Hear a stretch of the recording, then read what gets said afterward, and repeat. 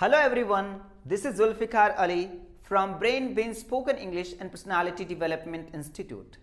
Screen पर आपको colour, kilometre and programme की दो स्पेलिंग्स नजर आ रही होंगी. Which one is correct and which one is incorrect? Can you tell me? कई बार हम कलर की स्पेलिंग होती है वो COLOUR लिखते हैं और कई दफ़ा हम COLOR ही लिखते हैं. स्टूडेंट्स हैं वो कंफ्यूज्ड हो जाते हैं कि सर कौन सी सही है कौन सी गलत है. देखिए दोनों ही सही होती हैं.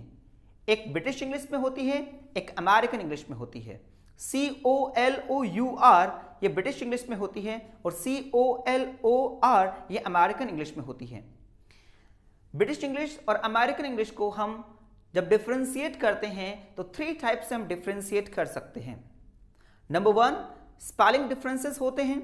नंबर 2 प्रोनाउंसिएशन डिफरेंसेस होते हैं. नंबर 3 वोकैबुलरी डिफरेंसेस होते हैं. आज मैं आपको इस वीडियो में बताने जा रहा हूं कि ब्रिटिश इंग्लिश और अमेरिकन इंग्लिश में स्पेलिंग में कैसे उनको डिफरेंशिएट कर सकते हैं. स्पेलिंग को किस प्रकार से अलग अलग लिखी जाती है, ब्रिटिश इंग्लिश में कैसे लिखी जाती है और अमेरिकन इंग्लिश में कैसे लिखी जाती है. आइए जानते हैं इस वीडियो में. सेंटर की स्पेलिंग को CENTR भी लिखते हैं और कई दफ़ा इसी स्पेलिंग को CENTER भी लिखते हैं. ऐसे ही कुछ स्पेलिंग्स और भी होती हैं. एग्जाम्पल के तौर पर kilometre, litre, theatre, fibre, metre. जो स्पेलिंग्स TRE के साथ में एंड हो रही हैं वो ब्रिटिश इंग्लिश में होती है और जो TER के साथ में एंड हो रही है वो अमेरिकन इंग्लिश में होती हैं. तो दोनों ही स्पेलिंग हैं वो करेक्ट होती हैं, आपको घबराने की कोई ज़रूरत नहीं है. ऐसे ही कई स्पेलिंग्स होती हैं जो ISE के साथ में एंड होती हैं और वही स्पेलिंग्स होती हैं IZE के साथ में एंड होती हैं. एग्जाम्पल के तौर पर organise, recognise, finalise, realise, advertise, analyse, civilise, categorise, apologise. जो स्पेलिंग्स ISE के साथ में एंड हो रही हैं वो ब्रिटिश इंग्लिश में होती हैं और जो स्पेलिंग है IZE के साथ में एंड हो रही हैं वो अमेरिकन इंग्लिश में होती हैं.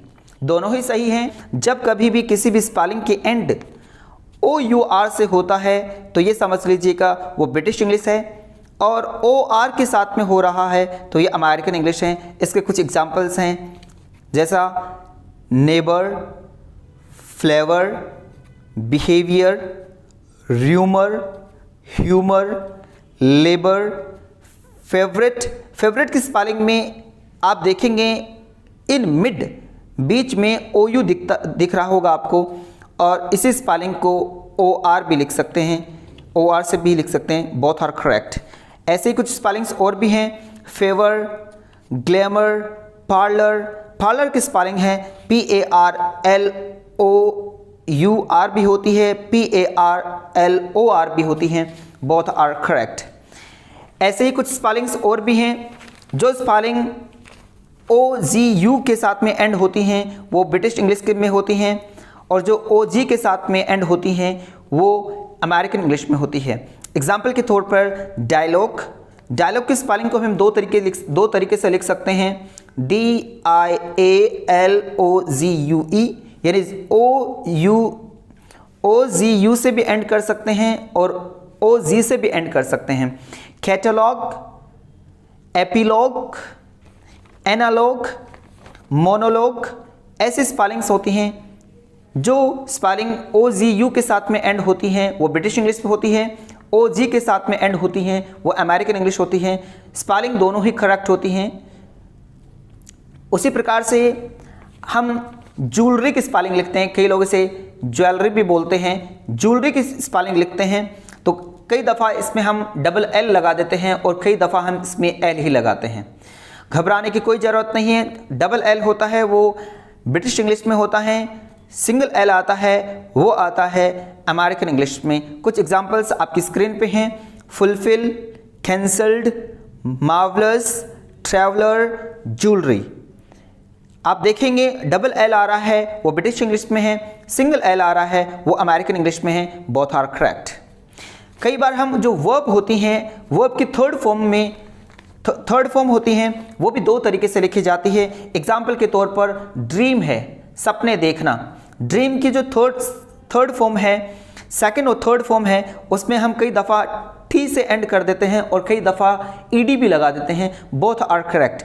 ब्रिटिश इंग्लिश में केवल टी से एंड हो सकता है। स्पेलिंग कुछ यूँ होगी, DREAMT, ड्रैम्ड हो सकता है।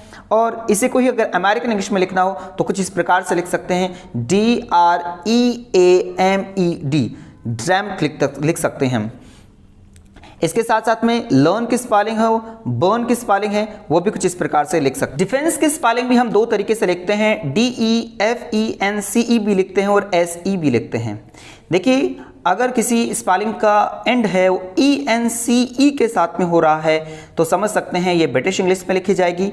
इसी प्रकार से अगर ENSE के साथ में हो रहा है ये अमेरिकन इंग्लिश है। कुछ एग्जांपल्स इसके भी हैं। लाइसेंस की स्पेलिंग को कुछ इस प्रकार से भी लिखते हैं, CE भी लिखते हैं और SE भी लिखते हैं। डिफेंस की स्पेलिंग जैसे मैंने अभी आपको बताया, प्रिटेंस की स्पेलिंग होती है, वो भी कुछ इस प्रकार से होती है। देखिए, ये जो रूल्स हैं वो काफ़ी हद तक आपकी हेल्प करेंगे स्पेलिंग करेक्शन में, आपकी स्पेलिंग को करेक्ट करने में, आप समझ सकते हैं। दोस्तों, कई स्पेलिंग्स ऐसी भी होती हैं जिसमें कोई रूल नहीं होते हैं, नो रूल होते हैं, वो भी मैं आपको मेंशन करवा देता हूं। टायर की स्पेलिंग दो तरीके से लिखते हैं, TYRE भी लिखी जाती है और TIRE भी लिखी जाती है। अगर हम ब्रिटिश इंग्लिश की बात करें, ब्रिटिश इंग्लिश में TYRE होता है और अमेरिकन इंग्लिश में TIRE होता है। सिमिलरली प्रोग्राम की स्पेलिंग भी हम दो तरीके से लिखते हैं। जिस स्पेलिंग के पीछे ME आता है वो होती है ब्रिटिश इंग्लिश, और जिस स्पेलिंग में सिर्फ M आता है वो होती है अमेरिकन इंग्लिश। जब हम बैंक में जाते हैं, चेक देते हैं, चेक की स्पेलिंग को भी दो तरीके से लिखी जाती है, CHEQUE। चेक की स्पेलिंग ये ब्रिटिश इंग्लिश में होती है। इसी स्पेलिंग को अगर अमेरिकन इंग्लिश में लिखना हो तो हम लिखते हैं CHECK। फ्रेंड्स, मैं आपको अभी होमवर्क दे रहा हूं। आपकी स्क्रीन पे ऑफेंस और स्किलफुल की आपको स्पेलिंग दिख रही होंगी। कौन सी ब्रिटिश इंग्लिश में है, कौन सी अमेरिकन इंग्लिश में है, आपको मुझे कमेंट बॉक्स में बताना है। फ्रेंड्स, ये था मेरा स्पेलिंग डिफरेंसेस पे video. Pronunciation and vocabulary differences का जो वीडियो है वो भी मैं आपके लिए जल्द ही लेके आऊँगा। अगर आपको मेरा वीडियो फ्रूटफुल लगा हो, इन्फॉर्मेटिव लगा हो, अच्छा लगा हो तो इसे लाइक कीजिएगा, अपने फ्रेंड्स के साथ में शेयर कीजिएगा, और अगर आप मेरे चैनल पे हैं, नए हैं, तो आप मेरे चैनल को सब्सक्राइब कीजिएगा। Thank you so much.